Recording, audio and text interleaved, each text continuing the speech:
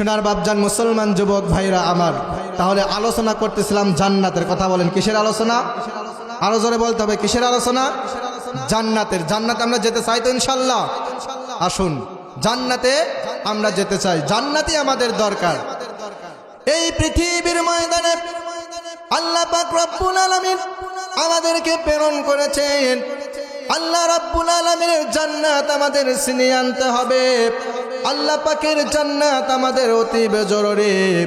ও সোনার বাপজান মুসলমান যুবক ভাইরা আমার, আল্লাহ রাব্বুল আলামিনের জান্নাত আমাদের অতীব প্রয়োজন। এবার সমস্ত মানুষদের বিচার যখন শেষ হয়ে যাবে, সমস্ত মানুষের বিচার জীবন শেষ হয়ে যাওয়ার পরে এইবার মানুষদেরকে যখন আল্লাহ রাব্বুল আলামিন জান্নাতের সার্টিফিকেট দিয়ে দিবেন, বিচার নিকার শেষ করার পরে জান্নাতের সার্টিফিকেট যখন দিয়ে দিবেন, জান্নাতের সার্টিফিকেট দেওয়ার পরে এইবার হযরতে আদম আলাইহিস সালাতু ওয়াস সালাম থেকে শুরু করে এই পৃথিবীর ময়দানে যতগুলো মানুষ আল্লাহ প্রেরণ করেছেন, সমস্ত মানুষগুলোর বিচার শেষ হওয়ার পরে জান্নাতের যাওয়ার জন্য তারা লাইন ধরবেন। জান্নাতে যাওয়ার জন্য লাইন ধরবেন। হযরতে আদম নবী আলাইহিস সালাতু ওয়াস সালাম জান্নাতে যাওয়ার জন্য জান্নাতের দরজার সামনে উপস্থিত হয়ে যাবেন। জান্নাতে উপস্থিত হয়ে যাওয়ার পরে আদম নবী জান্নাতের দ্বাররক্ষককে বলবেন, ও জান্নাতের দ্বাররক্ষক, বিচার নিকাশ শেষ হওয়ার পরে আমাকে আল্লাহ জান্নাতের সুসংবাদ দিয়েছেন, আমি আল্লাহর জান্নাতে যেতে চাই, তুমি তাড়াতাড়ি জান্নাতের দরজা খুলে দাও। এইবার জান্নাতের দরজা খুলে দেওয়ার আগে এইবার জান্নাতের প্রহরী হযরতে আদম নবী আলাইহিস সালাতু ওয়াস সালামকে প্রশ্ন করলেন, ও আল্লাহর নবী আদম, আপনি তো আল্লাহর জান্নাতে যেতে চান, জান্নাতে যাওয়ার জন্য আপনি পারমিশন পেয়েছেন, সব বুঝতে পারলাম, কিন্তু জান্নাতে যাওয়ার জন্য চাবি লাগবে। এই যে তালা, এই তালাটা জান্নাতের দরজার সামনে ঝুলানো রয়েছে, এই তালা খুলে তোমাকে জান্নাতে যেতে হবে। জোরে বলা যাবে নাকি আল্লাহু আকবার? জান্নাতের কথা আল্লাহ পাক রব্বুল আলামিন বললেন, জান্নাতে যাব, কিন্তু জান্নাতের দরজার সামনে গিয়ে জান্নাতের প্রহরের বাধা। কথা কোন ঠিক কিনা? এটা আবার কেমন কথা? জান্নাতের প্রহরী বললেন, জান্নাতে তুমি যাবা, আল্লাহ পাক রব্বুল আলামিন তোমাকে জান্নাত দান করেছে, সব বুঝতে পারলাম, আচ্ছা ঠিক আছে, জান্নাতের চাবিটা নিয়ে আসো। জান্নাতের চাবি নিয়ে তুমি জান্নাতের তালা খুলে জান্নাতে প্রবেশ করো। হযরতে আদম আলাইহিস সালাতু ওয়াস সালাম এইবার জান্নাতের চাবি এদিক ওদিক খুঁজে, পকেটে খুঁজে, বাম পকেটে খুঁজে, সব জায়গায় খুঁজে, কোনো জায়গায় জান্নাতের চাবি আর খুঁজে পায় না। হযরতে আদম আলাইহিস সালাতু ওয়াস সালামকে বলা হলো, ও আদম নবী, তুমি তো মানব কুলের প্রথম মানব, মানুষ কুলের সর্বপ্রথম মানব, তোমার কাছে জান্নাতের চাবি যেহেতু নাই, জান্নাতের চাবি আগে নিয়ে আসো, এরপরে তোমাকে জান্নাতের ভিতরে প্রবেশ করতে দেওয়া হবে। আগে চাবি নিয়ে আসো, তারপরে জান্নাতে যাও। কথা কান ঠিক কিনা? যে কোনো ঘরের ভিতরে প্রবেশ করলে সেই ঘরের দরজায় যদি তালা থাকে, ওই তালা না খুলে পর্যন্ত জান্নাতে যাওয়া যাবে? ওই তালা না খুলে ঘরের ভিতরে প্রবেশ করা যাবে? আরো জোরে বলতে হবে, জোরে বলতে হবে, যাবে? উদা গেছেন নাকি? বক্তা তো আসতেছে, আমি তো শুধু ভালোই হচ্ছে। আচ্ছা শোনেন, এইবার আদম নবী আলাইহিস সালাতু ওয়াস সালাম জান্নাতের চাবি খুঁজবেন, পাবেন না। জান্নাতের চাবি তালাশ করার জন্য হযরতে আদম আলাইহিস সালাতু ওয়াস সালাম সেখান থেকে চলে আসবে, জান্নাতের চাবি তালাশ করতেছে। হযরতে দাউদ আলাইহিস সালাতু ওয়াস সালাম এইবার জান্নাতের যাওয়ার জন্য প্রহরীকে বলতেছেন, ও জান্নাতের প্রহরী, আমি জান্নাতের মধ্যে যেতে চাই। আল্লাহ পাক রব্বুল আলামিন বিচার করে আমাকে জান্নাতের সুসংবাদ দিয়েছে, জান্নাতে যাওয়ার জন্য পারমিশন আমি পেয়েছি। ও জান্নাতের প্রহরী, তাড়াতাড়ি দাও, জান্নাতের তালা খুলে দাও, জান্নাতের ভিতরে আমি প্রবেশ করব। হযরতে দাউদ আলাইহিস সালাতু ওয়াস সালামকে এইবার জান্নাতের প্রহরী বলতেছে, ও দাউদ, ও আল্লাহর নবী, তুমি যখন কুরআনুল কারীম তেলাওয়াত করতে, মাছগুলো তোমার তেলাওয়াতগুলো শোনার জন্য সমুদ্র থেকে চলে আসতো। ও আল্লাহর নবী দাউদ আলাইহিস সালাতু ওয়াস সালাম, তুমি জান্নাতে যাইবা ঠিক আছে, জান্নাতের চাবি তুমি নিয়ে আসো। জান্নাতের চাবি ছাড়া তুমি এই জান্নাতের মধ্যে প্রবেশ করতে পারবা না। সঙ্গে সঙ্গে হযরতে দাউদ আলাইহিস সালাতু ওয়াস সালাম পকেট খুঁজবে, জান্নাতের চাবি খুঁজবে। এইবার কোন জায়গায় জান্নাতের চাবি যখন পাওয়া যাবে না, হযরতে দাউদ আলাইহিস সালাতু ওয়াস সালাম জান্নাতের চাবি তালাশ করার জন্য জান্নাতের দরজা থেকে ওইখান থেকে তালাশ করার জন্য চলে আসবেন। আসার পরে হযরতে দাউদ আলাইহিস সালাতু ওয়াস সালাম সেখান থেকে চলে আসলেন। এ বাজার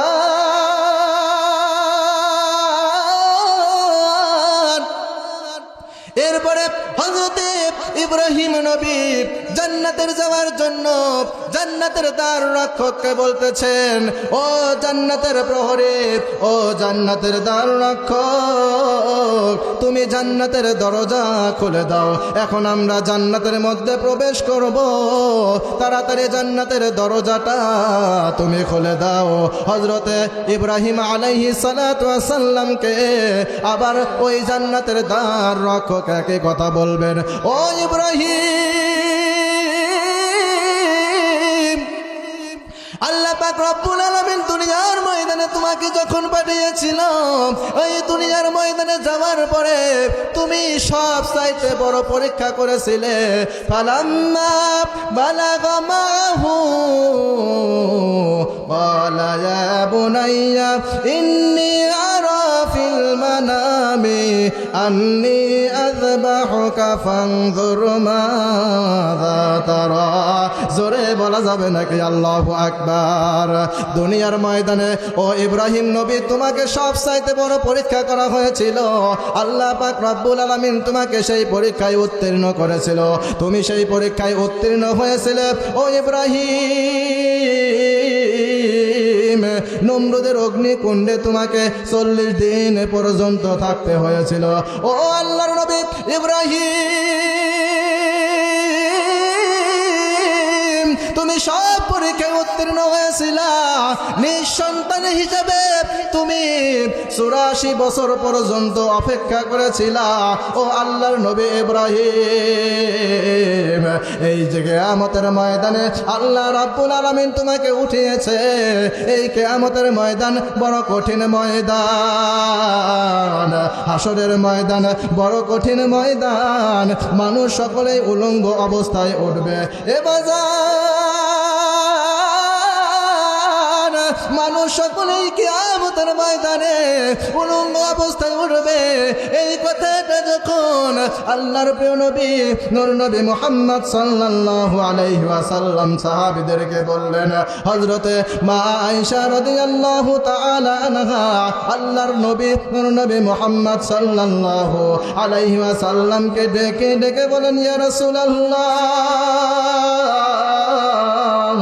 ইয়া হাবিবাল্লাহ, হুজুর গো, আপনি তো আল্লাহর প্রিয় নবী, আপনি নূর নবী মুহাম্মদ সাল্লাল্লাহু আলাইহি ওয়াসাল্লাম, আপনার জবান থেকে যে কথাটা বের হয় অবশ্যই অবশ্যই সেটা অবশ্য সত্য।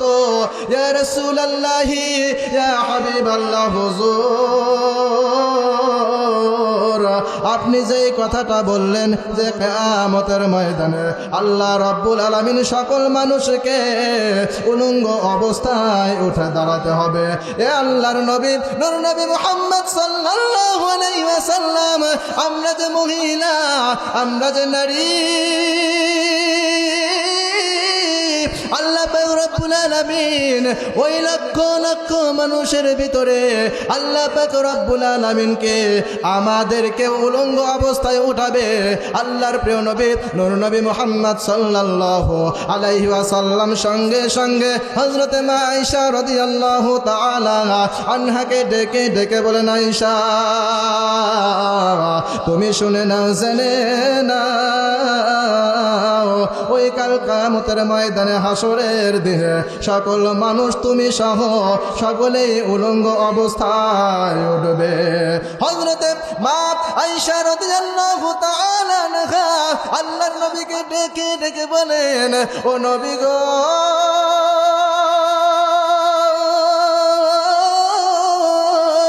যখন সকল মানুষগুলো উলঙ্গ অবস্থায় উঠবে তাহলে আমাদের লজ্জা স্থান তো সকল মানুষ দেখে নেবে। আল্লাহর প্রিয় নবী নূর নবী মুহাম্মদ সাল্লাল্লাহু আলাইহি ওয়াসাল্লাম সঙ্গে সঙ্গে হযরতে মা আয়েশা রাদিয়াল্লাহু তাআলা আনহাকে বলতেছেন, আরে আয়েশা, কিয়ামতের ময়দান হাসরের ময়দানের মানুষগুলো এমন অবস্থায় থাকবে, সকলেই পেরেশানির মধ্যে থাকবে, কেউ কারোর দিকে তাকাইতে পারবে না। ও আয়েশা, তোমার জানা উচিত বুঝে না 12 সূর্যের তাপ যে কিয়ামতের ময়দানে মানুষদেরকে তাপ দিতে থাকবে, 12 সূর্যের তাপগুলো মানুষদেরকে যখন দিতে থাকবে, এ বাজান কিয়ামতের ময়দানে এমনি 12 সূর্যের তাপ যখন আমাদের মাথার উপরে থাকবে, এ বাজান 12 সূর্যের তাপ বলতে 12টা সূর্য হবে না, একটা সূর্য হবে। ওই একটা সূর্য 12টা তাপ দিতে থাকবে, 12টা সূর্যের ন্যায় তাপ দিতে থাকবে। এ সোনার বাপজান মুসলমান যুবক ভাইরা আমার, ওই 12 সূর্যের তাপ আমাদের মাথার আধা আঙ্গুল উপরে থাকবে। ও নবীর আশিকেরা,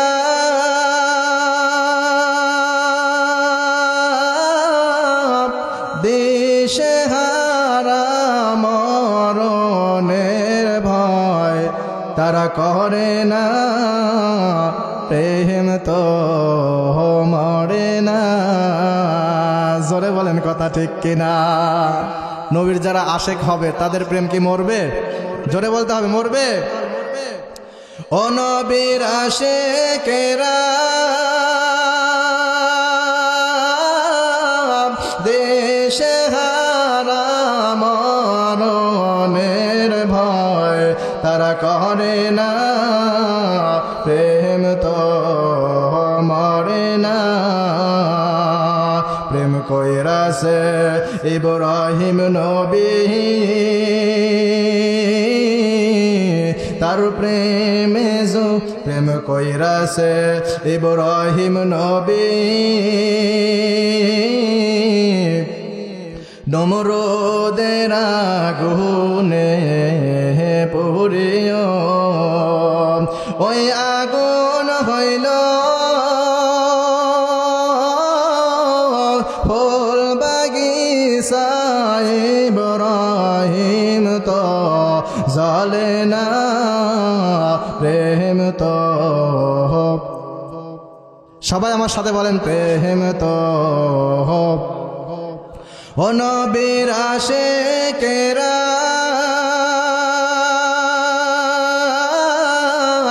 দেশেহারা মরণের ভয় তারা করে না, প্রেম তো মরে না।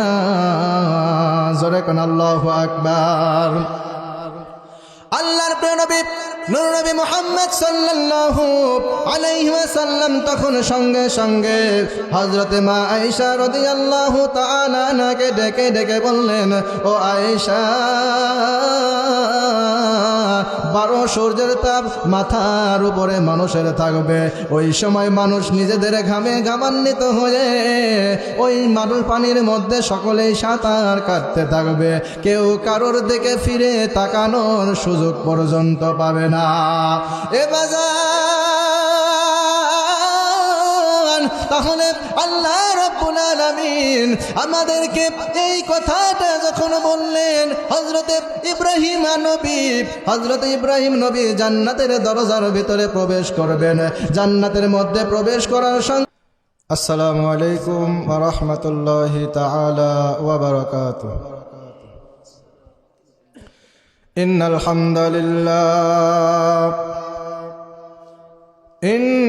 হামদালিল্লাহি নাহমাদুহু ওয়া নাস্তাঈনুহু ওয়া নাস্তাগফিরুহু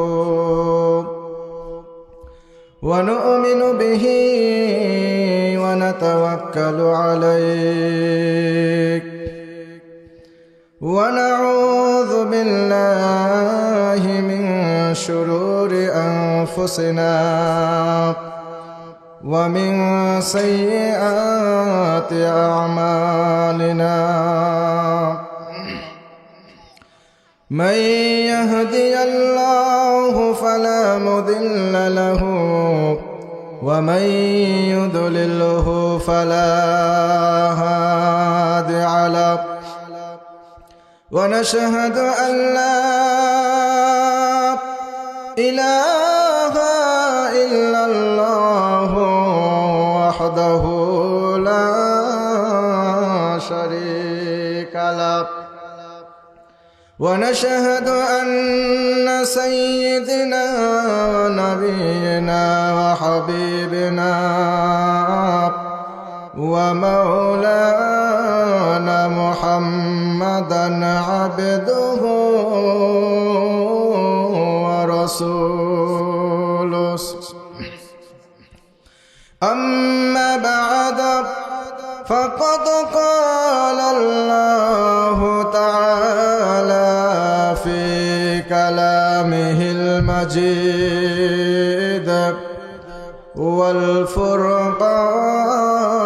والفرقانه الحميد সবাই আমার সাথে পড়ুন আউযু বিল্লাহি মিনাশ শাইতানির রাজিম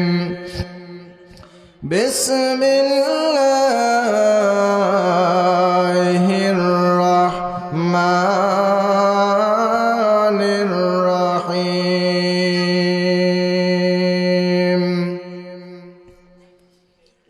ফারিকুন ফিল জান্নাতি ওয়া ফারিকুন ফিস সাঈর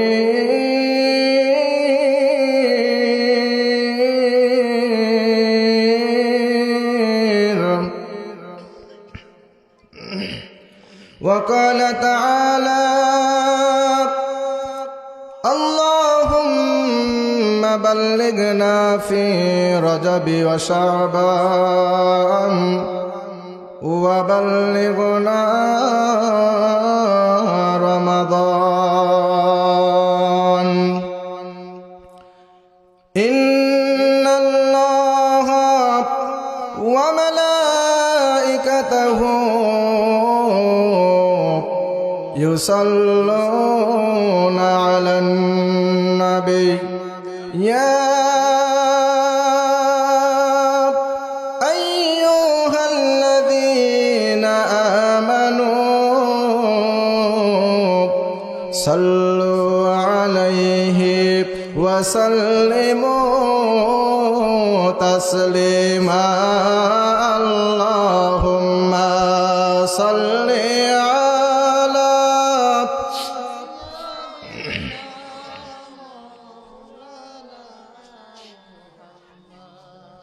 وعلى آل سيدنا رسولنا محمد اللهم صل على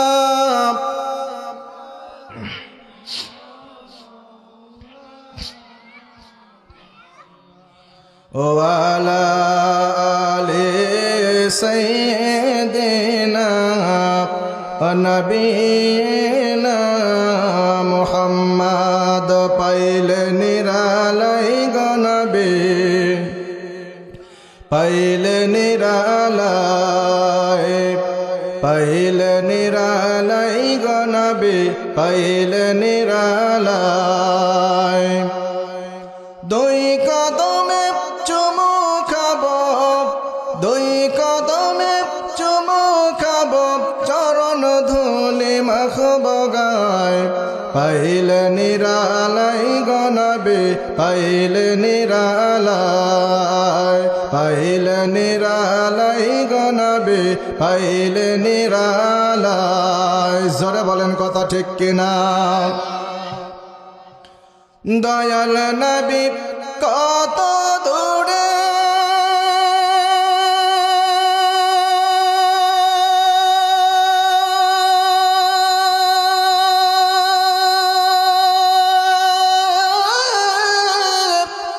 লোহিত সাগরের তীরে, মদিনারি সোনার ঘরে, মদিনারি সোনার ঘরে আসেন তিনি সর্বদাই। পাইলে নিরালাই গো নবী, পাইলে নিরালাই। গজলটাকে সবাই পারেন? তাহলে বলেন তো, পাইলে নিরালাই গো নবী, পাইলে নিরালাই, পাইলে নিরালাই গো নবী। উম্মতি উম্মতি বলে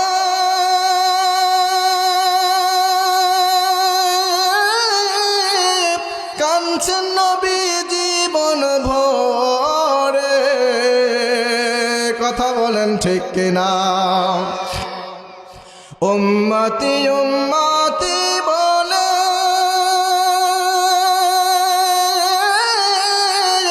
কাঁদছেন নবী জীবন ভরে। এখনো কাঁদেন নবী, এখনো কাঁদেন তিনি পাপী উম্মতের মায়ায়। পাইলে নিরালাই গো নবী, পাইলে নিরালাই।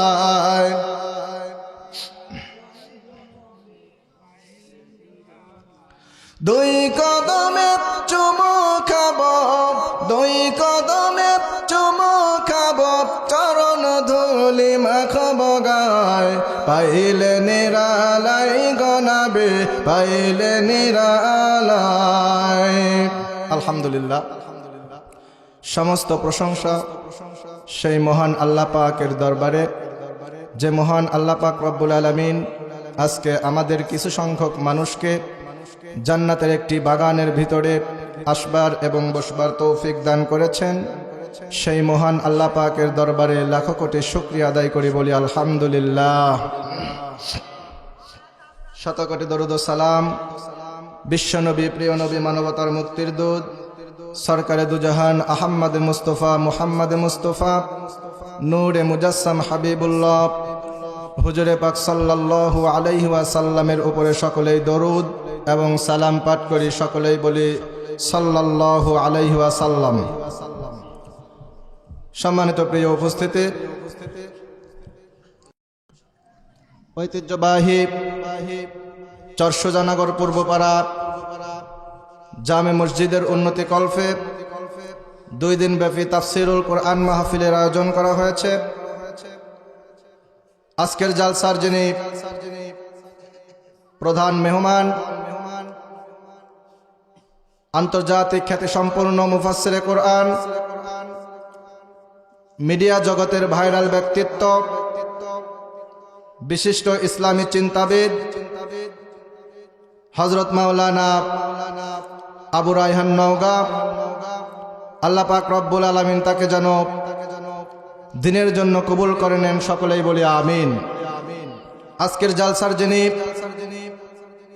দ্বিতীয় বক্তা, বিশিষ্ট ওয়াজ মুফাসসিরে কোরআন, পাবনা বাসীর গৌরব, অত্যন্ত সুমিষ্ট ভাষী কণ্ঠস্বর মুফতি আব্দুল মোমিন জিহাদি দামাত বারকাতুহুমুল আলিয়া, আল্লাহ পাক রব্বুল আলামিন যেন হুজুরকে নেক হায়াতুত তাইয়্যিবা সিহাতে কুল্লিয়া দান করেন, সকলেই বলি আমিন। মাগরিব থেকে শুরু করে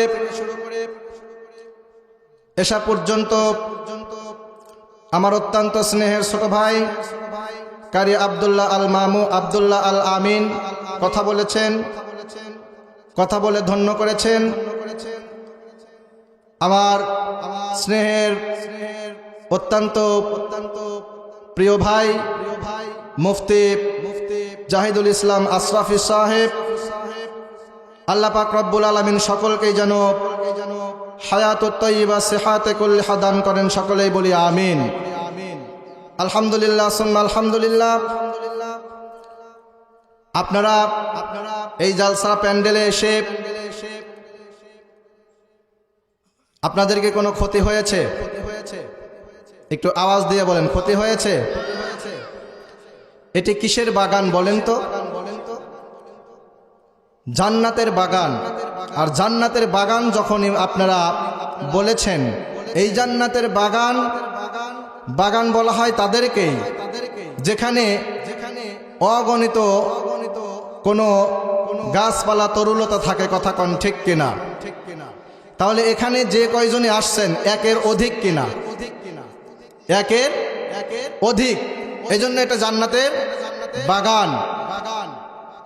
এই জান্নাতের বাগান আপনারা যে সুন্দর করে মঞ্চ করেছেন, সুন্দর করে একটি বাগান তৈরি করেছেন, এই রকম হুবাহুব বাগান জান্নাতের ভিতরে আল্লাহ পাক রব্বুল আলামিন তৈরি করবেন। জোরে বলেন সুবহানাল্লাহ। কুরআনুল কারীম থেকে আমি সূরাত আশ-শুরা 25 নম্বর সূরা,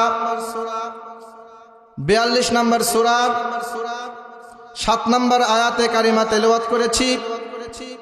হাদিস থেকে একটি হাদিস তেলাওয়াত করেছি। এর উপর নির্ভর করেই আজকে আমার আলোচনার ইতি টানার চেষ্টা করব। বাকি মহান আল্লাহ পাকের ইচ্ছা। আমার কথা সকলেই শুনবেন তো ইনশাআল্লাহ? জোরে বলেন, শুনবেন তো ইনশাআল্লাহ? তাহলে একটু তাকবীর দিয়ে ইনশাআল্লাহ আমরা আলোচনায় চলে যাব। জোরে বলেন লিল্লাহে তাকবীর। আর একটু জোরে লিল্লাহে তাকবীর, লিল্লাহে তাকবীর। আলহামদুলিল্লাহ। আসুন সরাসরি আমরা কোরআন থেকে আলোচনা শুরু করি।